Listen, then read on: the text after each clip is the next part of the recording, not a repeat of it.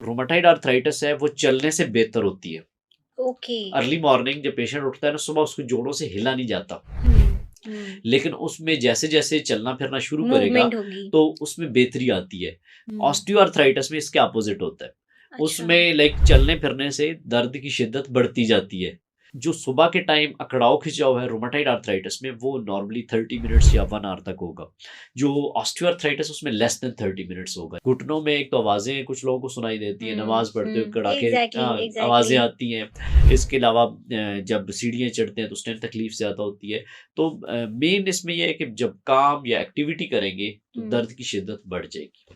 Osteoarthritis में फिर ये है कि उन्हें अपना मॉलिज को मिलना चाहिए, एक्स-रे करवाने चाहिए। उस एक्स-रे हुँ। पे आइडेंटिफ़ाई किया जाता है, मुआयने के दौरान देखा जाता है कि ये प्रॉब्लम है या नहीं है। तो एक तो कुछ सप्लीमेंट्स हैं जिसमें कैल्शियम है, विटामिन डी हुँ। है या कोई पेन किलर हस्बे ज़रूरत दिए जाते हैं पेन की सूरत में। और सम टाइम इसका जो अगर नेक्स्ट लेवल का ट्रीटमेंट है वो होता है कि इसमें जेल के इंजेक्शन भरे जाते हैं, जिसे ओके। हियालुरोनिक एसिड बोला जाता है। अच्छा, ऑस्टियोआर्थराइटिस में और रूमेटिक आर्थराइटिस, ये दोनों में क्या फ़र्क है?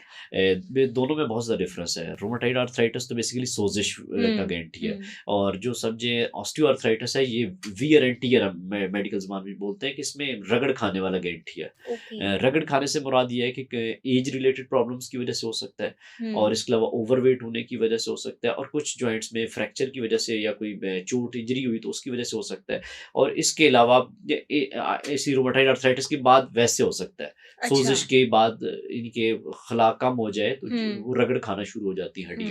हुँ। तो हुँ। रूमेटाइड आर्थराइटिस में तो जैसे मैंने शुरू में बताया कि उसमें सोज़िश होगी, सुबह के टाइम अकड़ाव ज़्यादा होगा, लेकिन ऑस्टियोआर्थराइटिस में जस्ट पेन होगी ज़्यादातर, ओके। तकलीफ होगी और दूसरा जो रूमेटाइड आर्थराइटिस है वो चलने से बेहतर होती है। ओके। अर्ली मॉर्निंग जब पेशेंट उठता है ना सुबह उसको जोड़ों से हिला नहीं जाता। हुँ। हुँ। लेकिन उसमें जैसे-जैसे चलना-फिरना शुरू करेगा, मूवमेंट होगी। तो उसमें बेहतरी आती है। हुँ। ऑस्टियोआर्थराइटिस में इसके अपोज़िट होता है। अच्छा। उसमें लाइक चलने-फिरने से दर्द की शिद्दत बढ़ती जाती है। जैसे-जैसे पेशेंट चलेगा, काम-शाम करेंगे, तो उनमें दर्द ज़्यादा होगा। हुँ। जो सुबह के टाइम अकड़ाव खिंचाव है रूमेटाइड आर्थराइटिस में वो नॉर्मली 30 मिनट्स या 1 आवर तक होगा। जो ऑस्टियोआर्थराइटिस उसमें लेस देन 30 मिनट्स होगा। यानी कि सुबह अकड़ाव खिंचाव की शिकायत होगी कि सुबह उठते हैं बहुत जिस्म अकड़ा होता है। लेकिन जो ऑस्टियोआर्थराइटिस में 10 से 15 मिनट हार्डली रहेगा, लेस देन 30 मिनट्स। ओके। और ऑस्टियोआर्थराइटिस मुख्तलिफ जोड़ों को जो अमूमन इसकी वजह से मुतासर होते हैं जो ज़्यादा यूसेज में आते हैं। हुँ। जैसा घुटने के जोड़ है, सबसे ज़्यादा यूज़ होता है या सबसे बर्डन इन पे आता है। इसके अलावा बैक के जॉइंट्स हैं, हुँ। जिसमें लंबर स्पॉन्डिलोसिस हम उसे बोलते हैं या नेक के हों तो उसे सर्वाइकल स्पॉन्डिलोसिस बोला जाता है। या हुँ। इसके अलावा बाज़ दफ़ा ओवर राइटिंग की वजह से जो फर्स्ट मेटाकार्पोफ्लेंजियल जॉइंट ये थंब का होता है ये जोड़, तो इसका मुतासर होना ऑस्टियोआर्थराइटिस की वजह से हो सकता है और सम टाइम हिप जॉइंट जो है, तो उसका यूज़ ज़्यादा होने की वजह से या कोई प्रॉब्लम होने की वजह से वो मुतासर हो सकता है ऑलराइट। इसमें। अच्छा, ऑस्टियोआर्थराइटिस के क्या सिम्पटम्स होते हैं? ऑस्टियोआर्थराइटिस का सबसे बड़ा सिम्पटम तो ये आता है कि पेशेंट जब चलता फिरता है तो एक तो क्रैकिंग साउंड्स घुटने की अगर हम बात करें क्योंकि हुँ। जनरल ऑस्टियोआर्थराइटिस लोग हैं कि जब चले फिरेंगे किसी भी जॉइंट में मूवमेंट्स करेंगे तो उसमें तकलीफ ज्यादा होगी। हुँ। ये हुँ। एक जनरल सिम्टम है कहीं भी ऑस्टियोआर्थराइटिस होगा।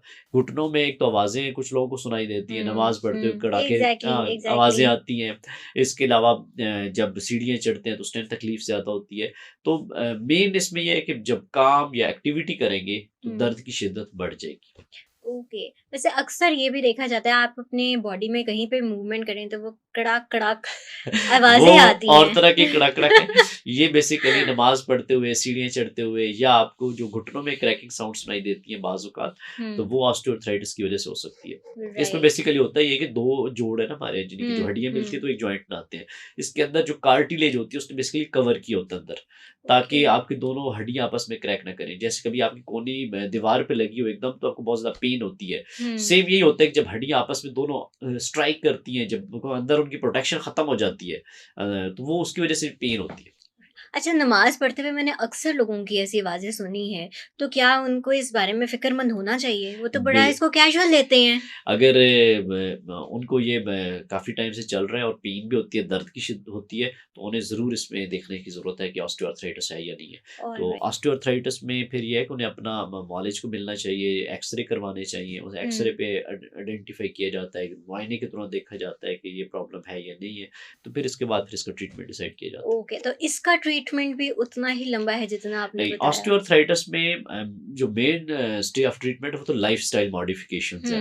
हुँ। ऑस्टियोआर्थराइटिस की कॉजेज में भी जो चीज़ है, अगर कोई ओवरवेट है, हुँ। जिसका वजन ज़्यादा है और उसके घुटनों में प्रेशर आई जा रहा है मुसलसल, तो उसकी वजह से उसके जोड़ों में दर्द या तकलीफ होगी। तो अब उसको वेट कम करने की ज़रूरत है। ओके। ठीक है, अगर एक बंदा मोटा है तो उसको वज़न कम करने की ज़रूरत है। हुँ। इसी तरह किसी को अगर इसको फिर लाइफ़स्टाइल मॉडिफ़िकेशन भी है कि चलते-फिरते एक तो जॉगर्स का इस्तेमाल करें। हुँ। फिर जब एडवांस फॉर्म में हो जाए, नमाज़ वगैरह कुर्सी पे बैठने का मशवरा दिया जाता है कि इसको मज़ीद ख़राब होने से बचाया जाए। ओके या मत वॉशरूम में कमोड का इस्तेमाल करें हुँ। ताकि आपके मज़ीद ख़राब ना हो। और ये तो लाइफ़स्टाइल मॉडिफ़िकेशंस में आ जाती हैं।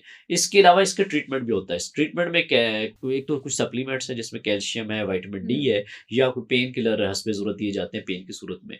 और सम टाइम इसका जो अगर नेक्स्ट लेवल का ट्रीटमेंट है वो होता है कि इसमें जेल के इंजेक्शन भरे जाते हैं, जिसे ओके। hyaluronic एसिड बोला जाता है। अगर किसी को नी का ऑस्टियोआर्थराइटिस होता है, क्योंकि बहुत ज़्यादा स्ट्राइक डाउन आपकी हड्डियाँ रगड़ खा रही हैं, तो हुँ, इसमें फिर हुँ। जेल वाला इंजेक्शन डाला जाता है ताकि कुछ टाइम एटलीस्ट आपकी जो रगड़ खाने वाला प्रॉब्लम है उसको कम किया जाए। वो बेसिकली लुब्रिकेशन का काम करती है। वो 6 महीने, साल, 2 साल उसका इफ़ेक्ट रहता है। वो वेरी हुँ। करता है आपका ऑस्टियोआर्थराइटिस किस स्टेज का है। ओके, अगर ज़्यादा ओके, एडवांस होगा तो अच्छा, जब ये बहुत ज़्यादा एडवांस हो जाता है, इसकी स्टेजेज़ होती हैं। ओके। तो तब फिर इसमें रिप्लेसमेंट की ऑप्शन आती है, जिसमें सर्जरी की ज़रूरत पड़ती है, यानी कि घुटने ऑलराइट। रिप्लेस होते हैं या हिप रिप्लेसमेंट होती है, वो फिर सर्जन के पास हम लोग भेजते हैं। हुँ, हुँ, जब हुँ, ये नौबत आ जाती है कि किसी के घुटने या इस लेवल के ख़राब हो चुके हैं, तो फिर हम उनको रेफ़र करते हैं ऑर्थोपेडिक सर्जन के पास, ताकि वो उनको रिप्लेस करें। लेकिन अगर ये ग्रेड 3 तक होता है किसी का ऑस्टियोआर्थराइटिस घुटने का, तो उस सूरत में लाइफ़स्टाइल मॉडिफ़िकेशन है, कुछ सप्लीमेंट्स हैं, और उसके अलावा अगर ज़्यादा शिद्दत दर्द होती है तो फिर हम इंजेक्शन की सूरत में उनको ट्रीट करते हैं। राइट। अच्छा, इसमें हमारा खाना-पीना जो हमारी डाइट है वो कितनी मैटर करती है? हमें उसके अंदर भी मॉडिफ़िकेशन लाने की ज़रूरत होती है?